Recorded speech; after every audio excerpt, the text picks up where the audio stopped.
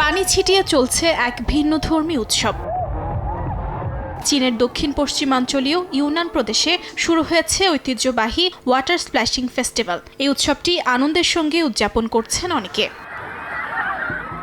ঝিংং শহরের কেন্দ্রীয় স্কয়ারে হাজারো মানুষ একে অপরের দিকে পানি ছিটিয়ে উদযাপনে মেতে ওঠেন। স্থানীয় সংস্কৃতিতে পানি শুভ ও সৌভাগ্যের প্রতীক হওয়ায় এই আয়োজন ঘিরে তৈরি হয়েছে উৎসব মুখর পরিবেশ।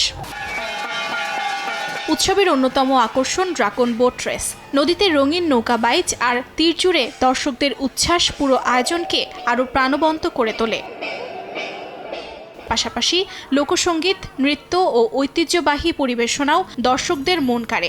ওয়াটার স্প্ল্যাশিং ফেস্টিভ্যাল উদযাপন করতে এই প্রথম এলাম। পুরো ভিজে গেলেও এখানকার মানুষের আন্তরিকতা আমাকে মুগ্ধ করেছে। তারা ভীষণ অতিথিপরায়ণ, সত্যি দারুণ লাগছে।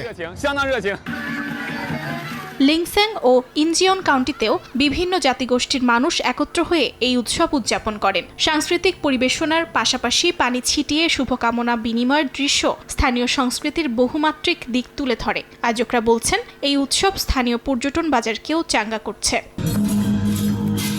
অন্যদিকে ওয়ানইয়াং কাউন্টিতে বর্ণিল শোভাযাত্রা ও সাংস্কৃতিক অনুষ্ঠান উৎসবের আমেজ আরও বাড়িয়ে তুলেছে। দেশটির বিভিন্ন অঞ্চল থেকে আসা পর্যটকেরাও যোগ দেন এই আয়োজনে। অনেকের কাছে এটি শুধু উৎসব নয়, বরং স্থানীয় মানুষের আতিথেয়তা ও ঐতিহ্যের সঙ্গে সরাসরি যুক্ত হওয়ার এক অনন্য অভিজ্ঞতা।